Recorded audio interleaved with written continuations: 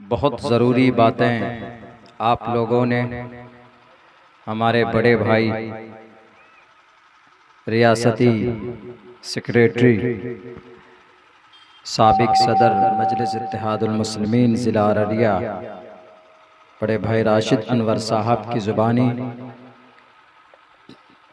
कि हमारे लिए ये पार्टी क्यों ज़रूरी है, उसके ऊपर बड़ी अच्छी बात की आप लोगों के सामने।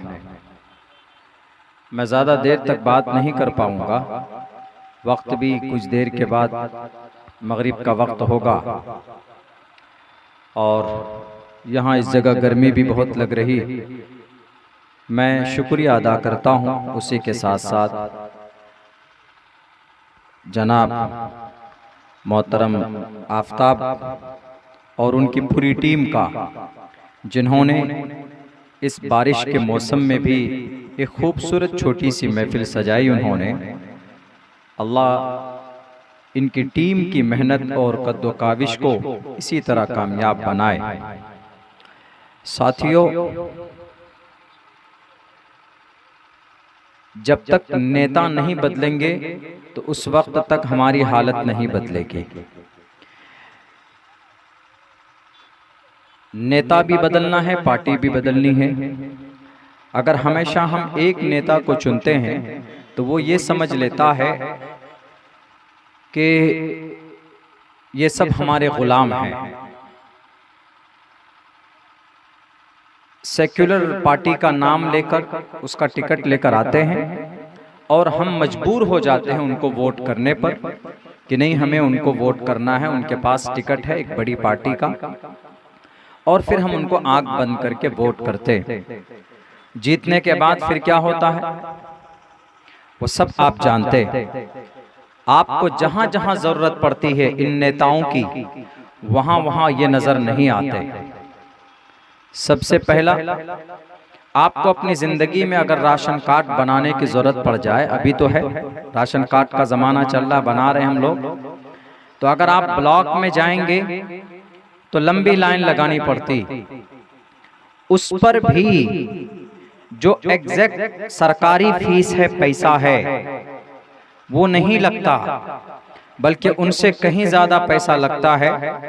मेरे ख्याल से 50 रुपए शायद खर्च होना चाहिए राशन कार्ड बनाने में ब्लॉक में, लेकिन मेरे ख्याल से 50 रुपए में नहीं बनता।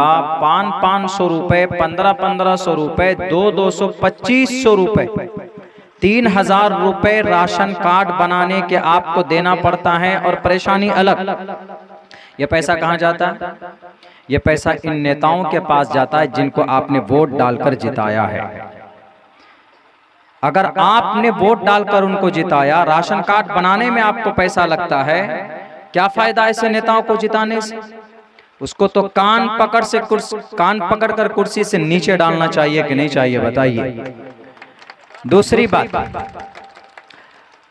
केवाला मोटेशन कराने का बहुत अभी चला, हम लोगों ने सर्वे चल रहा है, शायद आप लोगों के यहाँ हो भी गया।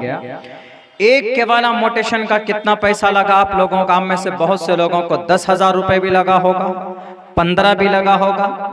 थोड़ा सा इधर उधर है तो केवाला में थोड़ी गड़बड़ी है तो इधर उधर सुधारने में भी 50,000 रुपए तक का डिमांड किया गया है। ये पैसा कहाँ जाता है? ये पैसा अधिकारी के पॉकेट में नहीं, ये पैसा नेताजी के पॉकेट में जाता है।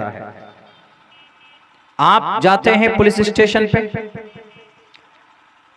वहां पर भी, बल्कि मेरे जोकी में अभी कुछ दिनों पहले की बात है, मेरे ख्याल से 1 या 1.5 हफ्ता पहले की बात है, एक नौजवान गया अपना FIR दर्ज कराने के लिए, सीधे कहा कि 15,000 रुपए खर्च होगा, देना है तो FIR होगा, केस बुक की जाएगी, अगर नहीं है तुम्हारे पास पैसा तो जाओ जहां तुमको FIR करना हो कर लो। तो ये पैसा किसके पास जाता है? ये पैसा नेता के पास जाता है। जब नेता इतना करप्ट बन जाए तो उस नेता को वोट देकर उसको हराना चाहिए, उसको जिताना नहीं चाहिए। जब नेता आपके काम ना आए तो ऐसे नेता को वोट देने की क्या जरूरत है? नेता आपको कभी देता है कुछ खाना पीना लाकर? इंदिरावास अगर किसी के नाम इंदिरावास में है, 40,000 रुपए वसूले जाते हैं 1,20,000 में से। 40,000 रुपए वसूला जाता। ये वसूलने वाला कौन?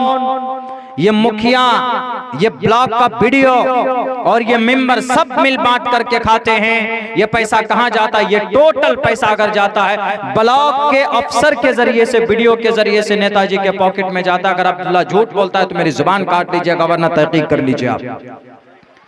जब ये करप्शन होगा तो हम लोगों को क्या करना है? इसका एक ही इलाज है, बस चुपचाप खामोश रहिए। आने वाले इलेक्शन में देख लीजिए कि भाई हमको किसको, कौन नेता ऐसा है जो हमारे लिए आवाज बुलंद कर रहा है, जो ओहदा न रहते हुए भी आपके लिए काम कर रहा है, जैसा कि राशिद भाई हैं, हर मौके पर हर मोड़ पर खड़े होते हैं। अगर आप हर 5 साल में नेता बदल दीजिएगा तो नेता को भी डर होगा कि अरे ये 5 साल में बदल देते हैं, वरना काम करो। इसीलिए नेता की गुलामी मत कीजिए। नेता को अगर उनके दिल में डर बिठाना है, किसी भी पार्टी से आए,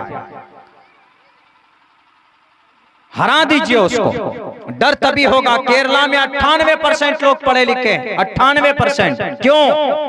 इसलिए कि वहां पर कोई भी सरकार 3 मर्तबा कुर्सी पर नहीं बैठी। एक मर्तबा, आज तक अभी तक तो तारीख यही है कि एक ही मर्तबा हर सरकार बनी है, बाकी वहां के लोग सरकार ही बदल देते।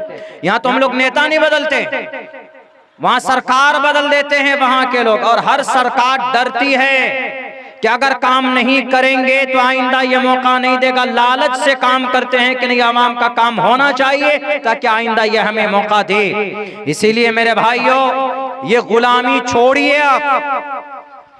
हमारा वक्फ बिल रोकने के लिए हम लोग कितना प्रोटेस्ट किए, कितने एहतजाज किए, कभी नीतीश जी से और कभी चंद्रबाबू नायडू जी से कि आप फिर जाइए, आप सपोर्ट मत कीजिए। कितने वोट की जरूरत थी इस बिल को रोकने के लिए? सिर्फ 35 मेंबर ऑफ पार्लियामेंट की वोट की जरूरत थी। कितने? 35। क्या 35 MP अगर हमारा होता पूरे भारत में ये बिल रुक सकता था कि नहीं रुक सकता था? बताइए, रुक सकता था। हमारा बैरिस्टर साहब यही चाहता है कि कम से कम 35 से 50 अगर MP हमारे पास होगा तो mister prime minister, mister Modi अगर कोई काला कानून लाएगा तो हम उस काले कानून को भी रोक देंगे, पास नहीं होने देंगे। यही हमारी ख्वाहिश और कोई ख्वाहिश नहीं। मेरे भाइयों, मेरे साथियों, दूसरी बात, हम सीमांचल में बसते हैं। अभी हमारा बहुत सारा बच्चा कहां गया हुआ है? DLED का एग्जाम के लिए भोपाल गया हुआ है। भोपाल, यहां से भोपाल तकरीबन 2200 किलोमीटर दूर है, ज्यादा ही। मैं गया हूं उस शहर में, मध्य प्रदेश गया हूं। मैं जाता हूं तकरीबन साल में 10 मरतबा मेरा जाना होता। मैं भोपाल गया हूं। हमारे बच्चे अररिया से कहां गए DLED का एग्जाम देने? DLED की ट्रेनिंग कहां कर रहे हैं? भोपाल में। ये सीमांचल में एक भी ट्रेनिंग कॉलेज नहीं है, न DLED न BEd। चारों जिलों में किशनगंज, पूर्णिया, अररिया, कटिहार नहीं है। तो ये नेता क्या करता है? ये नेता नहीं है, ये बुज़दिल है, बुज़दिल। ये कह सकता है कि हमारे बच्चे क्या पढ़ने में कुंद होते हैं? वो होते हैं, अरे हमारे अररिया डिस्ट्रिक्ट के अंदर ऐसे ऐसे महान हैं जो IG DIG पोस्ट से रिटायर हो गए। अब भी इतने बच्चे हैं कि जो UPSC BPSC के अंदर कामयाबी का झंडा गाड़ते हैं, जो कि हाथ में बलवा बस्ती है, एक DM है, एक DM है। क्या लायकमंद लोग नहीं है? लेकिन इन नेताओं ने अपनी कुर्सी का गलत इस्तेमाल किया है। एक भी ढंग का कॉलेज हमारे अररिया के अंदर नहीं, हमारे सीमांचल के अंदर नहीं। मेरे भाइयों, तो इसीलिए नेता बदलिएगा तभी होगा। हमारे पास फोन आया वहां से, मौलाना हम लोग 23 दिन से मच्छर काट रहा है, हम लोगों का जो सेंटर पड़ा है बहुत दूर है, खाने पीने में दिक्कत होती है, क्या मौलाना ट्रेनिंग कॉलेज हमारे सीमांचल में नहीं हो सकता? अररिया, पूर्णिया, किशनगंज, कटिहार में से कहीं नहीं हो सकता? हमने कहा बिल्कुल हो सकता। ये कोई मन्नो सलवा थोड़ी है कि अल्लाह आसमान से नाजिल करेगा। ये तो अपने अधिकार की बात है। अगर आप अक्लमंद हैं, अगर आपको तालीम से प्यार और मोहब्बत है, कौम और समाज के बच्चों को तालीम के मैदान में अगर आप कुछ देना चाहते हैं, तो आज तक बड़े पुराने नेता हमारे अररिया जिला में पैदा हुए, लेकिन आज तक किसी ने BEd और DLH कॉलेज बनाने का काम नहीं किया, क्योंकि उन्होंने कौम की फिक्र की ही नहीं। इसीलिए आपसे वादा हम करते हैं, आप इस पार्टी को मजबूत कीजिए, इंशाअल्लाह तबारक व तआला हमारे लोग कामयाब होंगे। पटना से अपना हक छीन करके लाकर आपके अररिया और सीमांचल को देंगे इंशाअल्लाह। मेरे भाइयों, हमारा सीमांचल है, हमेशा हम लोग पानी में डूब जाते हैं। इस पानी से डूबने का, इस सैलाब से बचने का क्या रास्ता है? एक ही रास्ता है, वो महानंदा बेसिन को बना दिया जाए, सैलाब थम जाएगा। बनेगा कैसे?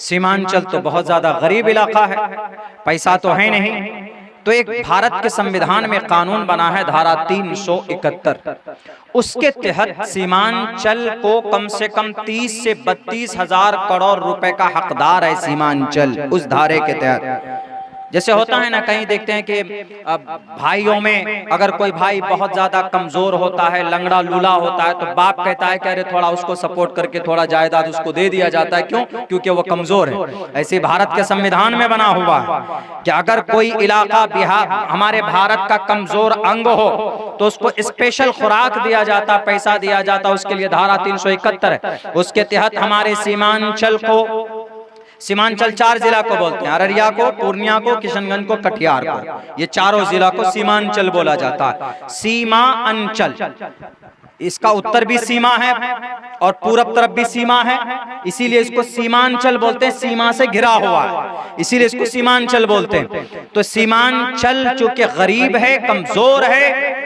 बेबसी है यहाँ पर, तो इसकी तरक्की के लिए 32,000 करोड़ रुपए का पैकेज सीमांचल के लिए बनता है। लेकिन आज तक आया क्यों नहीं? क्योंकि कोई नेता मांगने वाला हुआ नहीं। लेकिन अगर इस हक को किसी ने पहली बार पटना सदन के अगर किसी ने आवाज बुलंद की है, दिल्ली में किसी ने आवाज बुलंद की है, तो मजलिस इत्तेहादुल मुस्लिमीन के लोगों ने आवाज बुलंद की। तो मेरे भाइयों, ज्यादा लंबी देर तो बात नहीं करूंगा, बस इतना मैं कहना चाहता हूं कि ब्लॉक हो, हॉस्पिटल हो और आपके जो भी जहां पर आपको जरूरत पड़ती है, उन जगहों से अगर करप्शन को दूर करना चाहते हैं तो सिर्फ नेता बदल दीजिए, आपको चक्कर नहीं लगाना पड़ेगा। सिर्फ नेता बदलिए, नेता के अंदर खुद ब खुद डर बैठेगा। तो यही पैगाम आपके बीच में आज पहुंचाने के लिए हम भी पहुंचे हैं। बहुत ज्यादा दूसरों की हमने 75 साल तक दूसरी पार्टियों को हमने देखा है, बड़ी बड़ी पार्टियों को देखा है, लेकिन जो हक हुकूक हमें मिलना चाहिए था नहीं मिला है।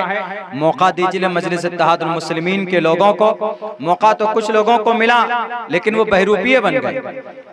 मेरी जगह पर हमने कुर्बानी दी, मेरा सब कुछ रेडी तैयार, चालान कटा हुआ, अगले दिन हमको सैंपल लेके सिर्फ नॉमिनेशन फाइल करना।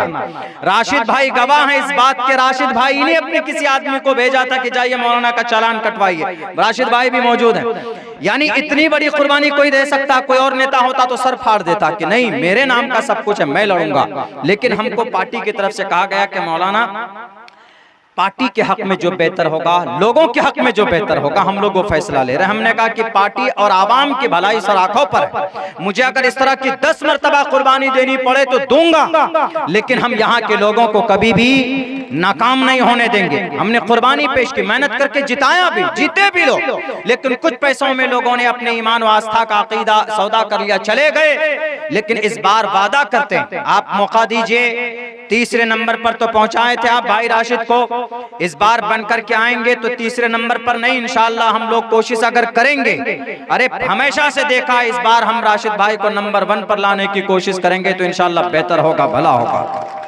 और मेरे भाइयों, दूसरा सबसे बड़ा ऐलान ये करता हूं आप लोगों के सामने, अभी 29 जून को हमारी तंजीम, मिल्ली तंजीम अमारत शरिया बिहार, उड़ीसा, झारखंड, उसकी एक बहुत बड़ी दस्तूर बचाओ और दीन बचाओ, वक्फ बचाओ के ताल्लुक से कॉन्फ्रेंस हो रही है। ये कॉन्फ्रेंस नहीं है, एक भारत के संविधान को बचाने की कॉन्फ्रेंस, यह आर्टिकल नंबर 14 को बचाने की कॉन्फ्रेंस है, यह हमारी जायदाद को बचाने की कॉन्फ्रेंस है, हमारी मस्जिद को बचाने की कॉन्फ्रेंस है, हमारे कब्रिस्तान को बचाने की कॉन्फ्रेंस है, हमारे मज़ारात और हमारे 9.5 लाख एकड़ जमीन भारत की धरती के अंदर जो मुस्लिमों की जो वक्फ की हुई उनको बचाने की ये तहरीक है। इसीलिए हर आदमी 29 जून को एक दिन पहले चले जाएं और अगर आप इसमें जाएंगे तो जो तरतीब तय की गई है कि कम से कम 40-50 लोगों की एक टीम बन जाए,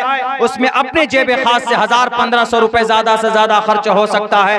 आप जाएं और इस तहरीक को और इस कॉन्फ्रेंस को वहां पर कामयाब कीजिए। पटना गांधी मैदान के अंदर इसी महीने की 29 जून को आपको पहुंचना। इंशाअल्लाह हम लोग अपनी मस्जिद को बचाने के लिए पहुंचेंगे, इंशाअल्लाह हम लोग अपनी कब्रिस्तान को पहुंचाने के लिए जाएंगे। और ये क्यों जरूरी है, पता है क्यों जरूरी?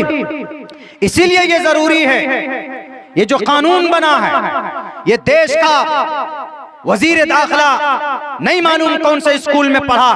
भारत के अंदर जब 32 वक्फ बोर्ड है तो हर एक वक्फ बोर्ड के अंदर में आप तरमीम कीजिए, लेकिन सिर्फ मुस्लिम वक्फ बोर्ड के अंदर आपने तरमीम करने की कोशिश की है तो गोया कि आपने आर्टिकल नंबर 14 और 15 को तोड़ने की कोशिश की। और भारत का संविधान टूट जाए, मिस्टर अमित शाह साहब, भारतवासी कभी बर्दाश्त नहीं करेगा। भारत का आपकी कुर्सी 5 साल के लिए है, लेकिन भारत का संविधान हमेशा के लिए।